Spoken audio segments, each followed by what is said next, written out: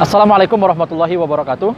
Adik sanak sekalian, sahabat dang dimanapun berada, pada hari ini tanggal 19 Agustus 2021 saya berada di Pantai Panjang Bengkulu, salah satu pariwisata unggulan di Provinsi Bengkulu. Banyak sekali wisatawan, baik itu dari luar Provinsi Bengkulu, dari kabupaten yang ada di Provinsi Bengkulu, ataupun dari mancanegara yang kemudian berkunjung di Pantai Panjang ini. Dan bukan hanya momen-momen hari besar tertentu, apakah itu hari Lebaran, kemudian juga hari-hari libur nasional, dan lain sebagainya. Tapi Pantai Panjang hampir setiap hari dikunjungi ramai orang. Nah, bisa juga di-shoot ke sana mungkin. Itu begitu sangat ramai sekali. Dan juga di spot-spot yang lain juga, Pantai Panjang ini sangat ramai dengan kunjungan dari mereka yang membutuhkan refreshing dan lain sebagainya. Nah, tapi sahabat dang sekalian, ada bahaya sebetulnya pada saat berkunjung di Pantai Panjang, yaitu ganasnya ombak yang ada di Pantai Panjang ini. Dan sudah berapa kali ini menelan korban jiwa. Ada yang berenang, mandi, lalu kemudian terseret derasnya atau ganasnya ombak Pantai Panjang ini. Ada yang hanya bermain-main, tapi pada saat yang bersamaan cuaca sedang buruk, datang ombak, datang gelombang besar, lalu menggulung dan kemudian dibawa arus ombak yang deras, lalu meninggal dunia.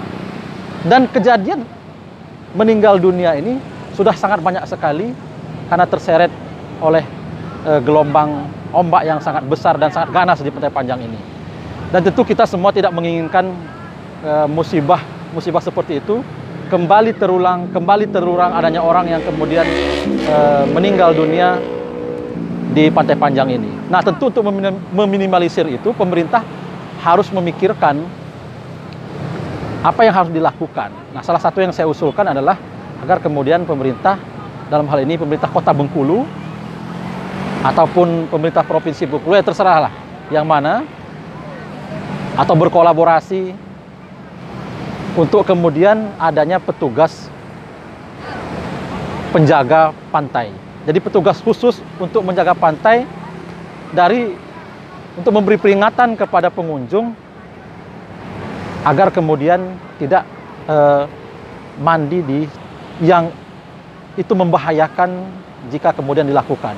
Jadi petugas pantai itu betul-betul dilatih secara khusus, mereka yang mempunyai keahlian khusus berkaitan dengan penyelamatan dan lain sebagainya, sehingga harus sigap pada saat terjadi sesuatu, maka petugas pantai inilah kemudian bertugas untuk melakukan proses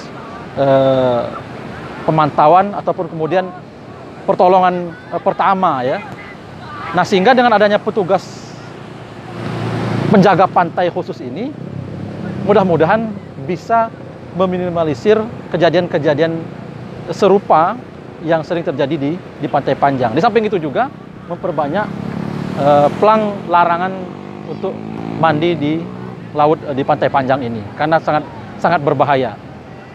Dan saya pikir pemerintah Kota Bengkulu harus menseriusi ini. Jangan sampai pada saat kejadian hanyut diseret gelombang baru kemudian turun untuk kemudian melakukan proses evakuasi dan lain sebagainya. Tapi yang paling penting adalah upaya antisipasi. Nah, upaya antisipasi itu menurut saya adalah dengan menempatkan petugas khusus penjaga pantai yang betul-betul direkrut secara profesional, digaji dari APBD. Jadi pantai dari Pasir Putih kemudian sampai ke Jakat itu ditempatkan orang sebagai petugas khusus penjaga Pantai Panjang. Dan boleh juga kemudian mereka juga ditambahkan tugas juga untuk kemudian memantau perilaku buang sampah dari pengunjung pantai misalkan. Karena sampah ini sebetulnya bukan hanya dari wisatawan yang membuang sampah sembarangan, tapi yang lebih banyak adalah sampah rumah tangga yang kemudian dibuang sembarangan di drainase ataupun di drainase-drainase tertentu, sehingga mengalir pada saat hari hujan deras, mengalir sampai ke laut dan akhirnya dibawa angin kembali ke pinggir pantai. Nah, saya pikir mereka juga bisa ditempatkan sekaligus diberikan tambahan khusus adalah untuk mengingatkan agar pengunjung tidak buang sampah sembarangan. Di samping memang tugas khusus mereka memantau agar jangan sampai orang yang pengunjung di Pantai Panjang ini mandi di laut di Pantai Panjang ini karena sangat berbahaya sekali. Saya pikir kalau pemerintah Kota Bengkulu serius dan mau, karena sebetulnya wacana penjaga pantai ini adalah sudah lama disampaikan, tinggal tindak lanjut. Nah, apakah kemudian dengan kejadian belum lama kemarin ada adik-adik kita yang ada pelajar yang kemudian terseret ombak. Nah, ini menjadi pelajaran bagi pemerintah Kota Bengkulu untuk betul-betul serius nanti menganggarkan ke depan merekrut petugas penjaga pantai. Dan seleksinya secara terbuka, bukan pula nanti seleksinya tidak terbuka, hanya merekrut ormas ataupun organisasi-organisasi tertentu